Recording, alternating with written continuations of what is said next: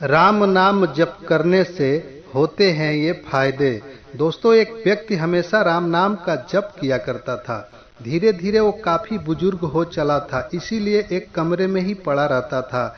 जब भी उसे शौच स्नान आदि के लिए जाना होता था, वह अपने बेटे को आवाज लगाता था और बेटे ले जाते थे। धीरे धीरे कुछ दिन बाद बेटे कई बार आवाज लगाने के बाद भी कभी कभी आते और देर रात तो नहीं भी आते।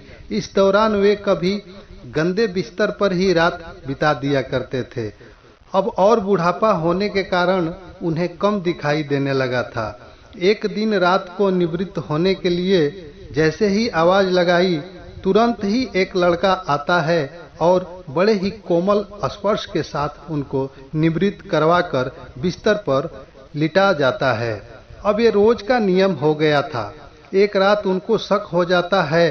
पहले तो रात में बेटे को कई बार आवाज लगाने पर भी नहीं आते थे, लेकिन ये तो आवाज लगाते ही दूसरे क्षण आ जाता है और बड़े ही कोमल स्पर्श के साथ निवृत्त करवा देता है। एक रात वह व्यक्ति उसका हाथ पकड़ लेता है और पूछता है, सच बता तू कौन है? मेरे बेटे तो ऐसे नहीं है। तभी अंधेरे कमरे में एक अलौकिक उजाला हुआ और उस लड़के रूपी ईश्वर ने अपना वास्तविक रूप दिखाया। वह व्यक्ति रोते हुए कहता है, हे प्रभु, आप स्वयं मेरे निवृत्ति के कार्य कर रहे हैं। यदि मुझसे इतने ही प्रसन्न है तो मुक्ति ही दे दो ना। प्रभु कहते हैं, जो आप भुगत रहे हो आपके प्रारब्ध है। आप मेरे सच्चे साधक हैं, इसीलिए मैं आपके प्रारब्ध भी सच्ची साधना के कारण स्वयं कटवा रहा हूँ। व्यक्ति कहता है कि मेरे प्रारब्ध आपके कृपा से भी बड़े हैं क्या? आपकी कृपा मेरे प्रारब्ध नहीं काट सकती।